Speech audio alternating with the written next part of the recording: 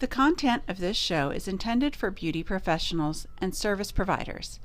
It contains industry info that clients might not want to hear, especially when it is about clients who behave badly.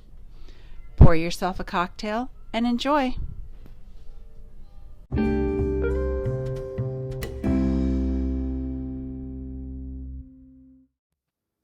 Today we're going to do something a little different. For this month, we are going to present a couple of interviews of people in the industry so that you can see what different levels of success looks like. Success is different for everyone, and some people don't think they've reached their peak yet, and some people think they've had many successes or no success at all. No matter how you feel, if you've been in business for more than 2 years in this beauty business, you have had success. Today, we're going to talk to the nail guru, Naja. Naja is known in many aspects of the nail industry. She's a celebrity manicurist and a platform artist and has worked with many companies in doing ad work as well as in a spa setting. So sit back and enjoy while we talk to the nail guru, Naja. We're going to pause right now for a quick break for an ad from one of our sponsors. Good afternoon, good evening, good morning, and welcome to Solo Salon Owner Podcast. Today we have a special guest with us joining us for an interview, and we have someone who is an online influencer, educator, platform artist, celebrity manicurist. Her nail designs have been worn by Mary J. Blige, Katy Perry, Lady Gaga, Mariah Carey, and more. And she's created cutting-edge designs for household names like CoverGirl, Target, Levi's, Old Navy, Lexus, Honda, and TJ Maxx. And she's a Booksy ambassador. Welcome, Naja. Thank you so much. I'm so happy to be here. I'm happy to, help out in any way I can for us peeps to be making money and stay in the game. Absolutely. Absolutely. Right now, we're doing a lot of trying to stay positive, different changes depending on where you live with this election, economic fears, recession fears, but we're in kind of a recession-proof business. So we've survived it before, we'll survive it again, right? Yes, for the people that are just into it new and haven't been in it so long. I have been in it for 20 years. And in 2008, there was also a really big recession where Oprah Winfrey and Susie Orman got on TV and said, no more $200 manicures and pedicures. And that was what I was charging at that time. So I was in shambles at that point, emotionally and thinking, but it actually, my business soared. I tripled my revenue during that time because people stopped buying $4,000 bags and were willing to buy nail polish or nail services or lipstick. So there's, from the beginning of time, the first story in the Bible ended in murder. So from the beginning of time, this stuff just happened. So you just go with it. You have a plan on how will you go with it, because it won't end. No, it's just a cycle. Secular. Yeah. Secular. Yep. Secular. Yeah. So you are quite established, 20 years in the business. I'm also 20 years in the business, but as a celebrity manicurist, you've done a lot, traveled a lot. Tell us a little bit about your industry experience. In regards mostly to the celebrity or everything? Just where you started, how you kind of got into the celebrity manicurist biz. Okay. So I never had any interest in doing celebrities. I grew up in New Jersey. I moved to California just because I wanted a new career and I wanted to start to see the world. I got my first position at a day spa and I just fell in love. I was the front desk at a day spa. I just fell in love with the whole spa industry, the whole relaxation aspect of it. And then that woman, the manicurist at that space, had off Sundays and Mondays. So after like the 30th person asked me, like, is there anywhere I can get a manicure on Sunday, Monday? Anywhere, like walk-ins? I said, maybe I go to manicuring school and just do all the business here on Sunday and Monday in this town. And that's what I did, but I sucked at it. So, it took me 3 hours to do a basic pedicure out of school. You don't know what you're doing. So if anyone's listening that just got to school, I cried for the first 3 years of my career, and so did mostly everyone else. No one knows what's going on. It took me 3 hours to do a regular pedicure, no gel, just regular. So Yeah. I did not know what I was doing. And then, cut to, I got a job at a nail and foot spa. I was working with people and things like that. And I started to do makeup artists and things like that, makeup artists and hairstyles, because I was doing really relaxing pedicures, like reflexology pedicures. And there was also a woman who she had a waxing salon down the street, 2 blocks down. So she'd always refer clients to me. And then she referred me one time, Mary J. Blige. And that's how I started working on celebrity clients. And then a week later, one of the makeup artists that I was working on, he said, a record company's putting a lot of money behind this woman, Lady Gaga. We're shooting her first music video tomorrow. Do you want to come and do it? So nobody knew who Lady Gaga was at that time. And then that's how it worked. And that's what I really want to relay to the people, that if you want to work with anyone, it doesn't matter if it's celebrities that we all see or celebrities in your neighborhood, or you just need clients. I got all of my celebrity clients from cross promoting and networking with other people in my community and in the beauty industry. That's how I got every celebrity client. I did not go knock on Katy Perry's door and say, I want to do your nails, or hunt her down on Twitter or an Instagram thing. Don't bother with that. Right. Network with the people that are already working in that area, especially if they're not doing your service. I got my whole entire career from hairstylists and makeup artists, period.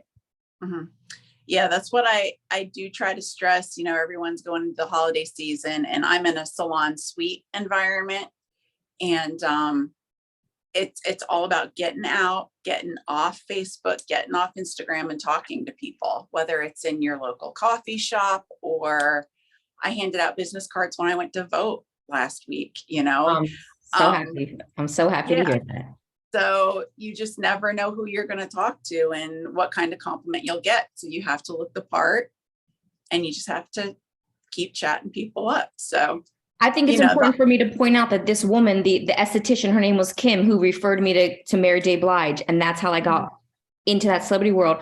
But that woman, Kim, the waxer, referred me about 400 regular clients through the course of me owning my salon for 4 years. So that's one human being that referred me over 400 people. So I have an ebook called the Naja's Marketing Playbook. It's the 55 places to market your beauty business. So it's just like you said, I'm talking about everything that's in your neighborhood, the cleaners, the car repair, the things that we don't think about. That's where the humans are with hands that need your services. So posting is not marketing. When people say I post, I'm like, that's not marketing, unless there's a system and a strategy behind it, which I also can help with. Right. Absolutely. The online stuff plays into it, but you have to know how to work it, right? Absolutely. You have to do both. Yeah. So we're going to get into these 3 questions real quick. Was there a specific moment that you felt you reached the high point in your career, and what was that success like? I haven't quite got there yet. So I think that's important to show, because on paper, I have owned my own salon. I've worked with, Lady Gaga, Mary J. Blige, Beyonce, Kanye West, all those pop stars. I have a Guinness World Record. So I have a Guinness World Record for nails. I've done the most amount of polish changes in an 8-hour period. I've taught thousands of people. I've wrote 2 ebooks. I have 4 online academy classes. I give workshops. And I think that what would be considered the height of my career, where I thought, oh, wow, like what's to be done after this, is when I got onto a reality TV show. So for 5 seasons, I was on a reality TV show called LA Hair, and I was the manicurist inside of this hair salon. So during that time is when I also got the Guinness World Record. So I just was able to see, like, wow, well, what can I do with this now? Well, not a lot of manicurists get this opportunity. So my thing was, I wanted to teach people how to stay in the nail industry. Like my tagline is showing you how to make consistent cash with your craft. So I want to show people how to get booked and how to make money doing what you really love. Because most people really love it, but they leave or they can't figure out how to make money. So I would think that was part of the height of, what would be considered my career on paper, but internally, I don't yet feel what you're asking. And I hope that I will soon. And I think it will be when my academy is more on an automated type of system. Because I'm an artist, just like everyone else that's listening here, where there's a million projects going on, a lot of things, and ADD, and I'm not great with technology to begin with. So even for me to be able to meet you on the podcast, it took me a while. I have my own podcast. I have tons of emails now. So trying to shift that creative brain into more of an administrative brain. And I know that it won't be perfect. I've worked on that. So I think, yeah, when it gets to that point, or maybe after I've had 1 billion served, I feel like I've already helped thousands and thousands of people make more money and things like that. So, and maybe it's just me reflecting. Maybe it's just me sitting down and really feeling like, already kind of have everything that I want. Things could be improved, but that's what I'm trying to help, because so many people contact me and they're not happy with where they are, but they're not allowing themselves to have the recognition of where they are first to then grow bigger, you know? So in answering that question, I heard maybe I have a little bit of that. I'm not sure, but definitely gratitude. I have a lot of that, and I can always have more. Yeah, absolutely. I think this business, you have to be a little humble and be able to sit back and see, because it is a roller coaster. And just like the economy, those cycles just keep coming around. And so, everything from style to customers, and it all just comes back around. So what's the most common question you get, or a common problem that you see that comes your way in this beauty industry? Currently, right now, because it used to be, how do I work with celebrities? That was my most common question. And now it is that people are struggling to get clients, or they don't know how to do social media. And it's important for me to stress that those two things are separate things, Correct. And that's why I got into writing an ebook called The Social Media Handbook for Beauty Professionals. I have a course with 23 episodes for social media. I never planned on talking about that or anything, but hundreds of people contact me and say, I don't have a clientele because I don't have a following. So it really broke my heart that I said, the new generation actually thinks they need a social media following and a social media presence in order to get clients. And even though I have this course, I have an ebook, a course, and then a one-on-one you can meet with me, I still will be honest and tell you, but you don't actually need that. If you don't want to enroll in social media, you don't have to. You can get the ebook, the 55 places. I can show you how to market. So that is the biggest thing now. People saying, I can't get a clientele and I don't know how to do social media. And they're combining those two things. And it's heartbreaking, because you can use social media to get a clientele, but if you don't know how to get a clientele to begin with, you're not going to be able to know how to use social media. So most people, I think, are wasting their time on social media without an actual plan. And now they don't know how to do social media, and they don't have any value on social media, and they also don't have any more clients. So I think it's really, we're at a real big crossroads here for not only the beauty industry, but the world at large. But that's not my job. My job is to help the beauty peeps see that you're either going to figure out how to use social media and not have so much anxiety and use it as a marketing tool, or B, pull the plug altogether and then just listening to my marketing strategy. But blending them two and going back and forth with anxiety, and I don't, and I can't, and I start it and then I stop, and now I'm taking a social media break and all this. It's a free marketing tool and nothing more than that. If you can get to that place, you'll be really in a good place. If you're using it as a way to value your work, value yourself as a person, no one likes me because I don't get any engagement and all this stuff. It's like you're putting all your chips into a basket of a bunch of nerds and algorithms that makes this stuff up, and then judging yourself on that. It's like, it's terrible. And I'm very happy that I'm older and sounding older. Like the more and more I say this, I was like, the young people, the 20-year-olds, she's old. But you know what? I've been in the business for 20 years and I made consistent cash. So please listen to me. Don't fall for the sauce or the hype of this social media crap. And I'm telling you, I have a book. The book is $29. The course is $300. The ones to meet with me 4 times a week is $1,800. I want to show you that I'm a legit integrity saleswoman to say, and if you don't want to do that, don't buy that, and then get something else from me and I'll help you how to market. But people really, when people say, well, you have to have social media in this day and age, right? No, you don't. That is very dictatorial thinking and it's scary. And I think it probably will get to that one day. Like it'll be a law. They have to have that. But for right now, it's not. So right. Yeah. I mean, you and I lived through the time where we were still probably doing yellow book placement ads for the phone book and yellow pages. And I never looking took at out want any ads. ads.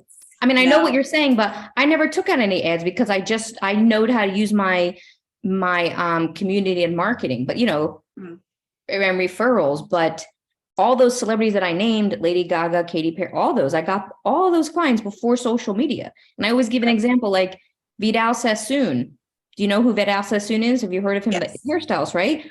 Right. So he's not alive anymore. He died a while ago, maybe just 10 or 20 years ago at 80, but he was popular in the 50s and 60s. But we still know his name in the beauty industry because he changed the beauty industry. He changed how salons look. He made hairstylists rock stars before they were just janitors, like how everyone treats us.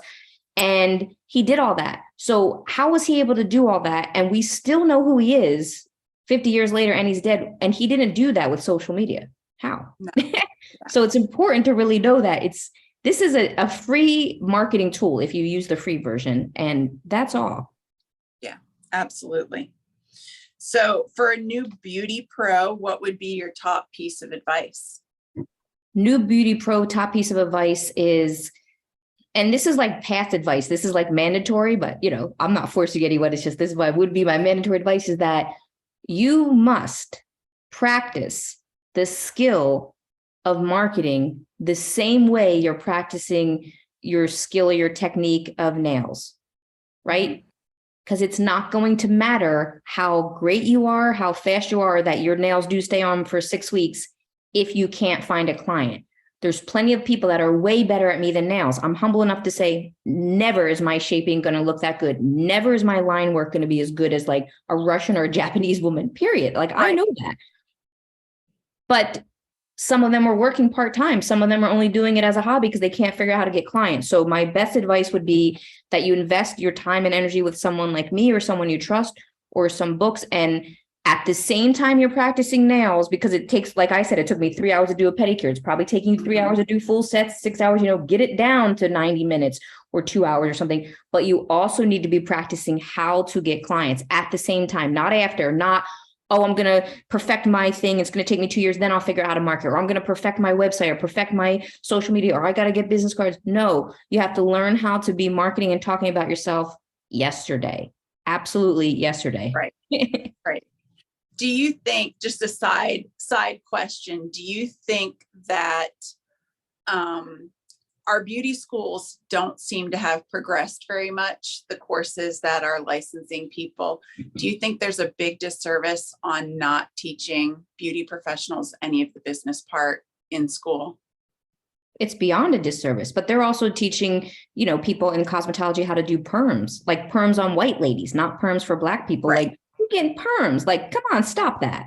So that would be for a small section. And they also don't teach in a lot of beauty schools even how to do African-American hair, which is like way more than 80% of the beauty business. So it's like, there's a whole disservice in that. But I would look at beauty schools as something that gives you a piece of paper that gives you a legal license to do services.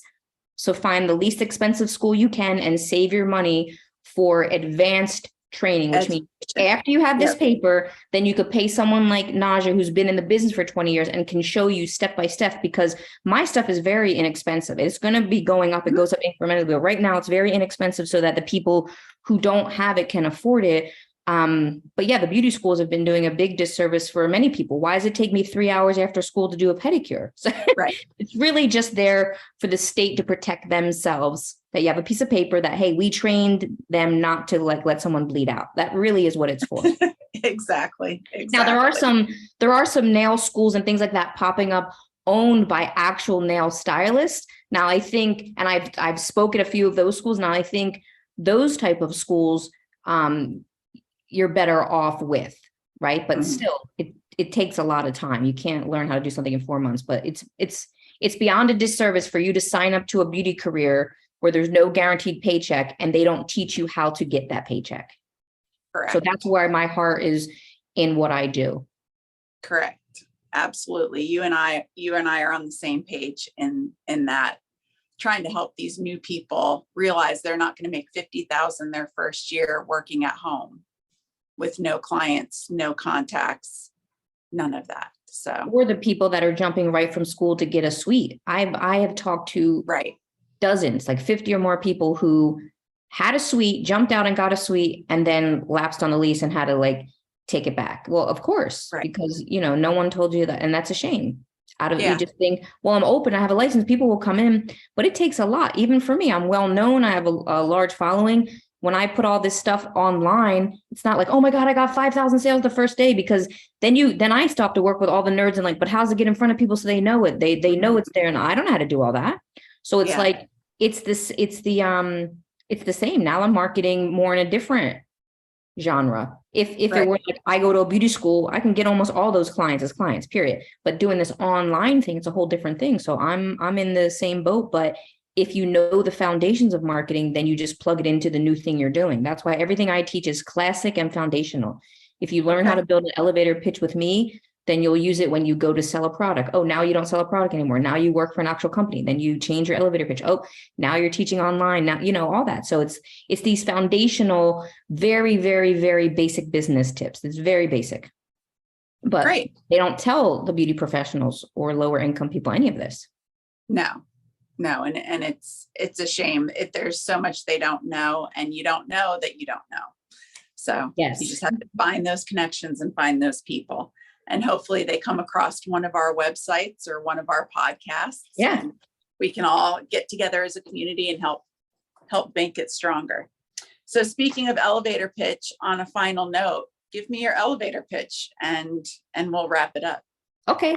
Well, I love this. And actually, I don't have a situated elevator pitch for what I'm doing now, right? That's what I tell people. I'm in a new place, but I can give one off the cuff. Like I want to have a different one that I'm going to build out with people to show them, look, this is what I'm doing now. This is how you build an elevator pitch. But my elevator pitch now, if you would say, hey, what do you do? You're just out and about. Someone at Trader Joe's said, what do you do? I told him, and he actually took my card because he was like an audio recorder. So I say, what I do is I help artists make money, but mostly in the beauty industry. So anyone that doesn't get a guaranteed paycheck, I teach them about marketing, how to get clients, how to charge, like really how to operate more like a business person. Fantastic. Straight to the point. Yeah. Simple. Yeah.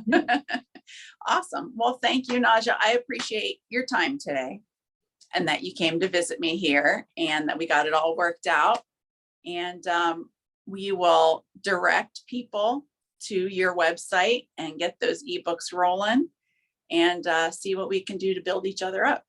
I really enjoy that. And I really appreciate what you're doing for the peeps, and anyone listening, keep listening, because there are two ladies here that really want you to succeed and shine. Because so many people say that they can't find the support, or this person's keeping them down, or that. I don't care. I actually want you to take my classes and meet with me and get better than me, do way better than me.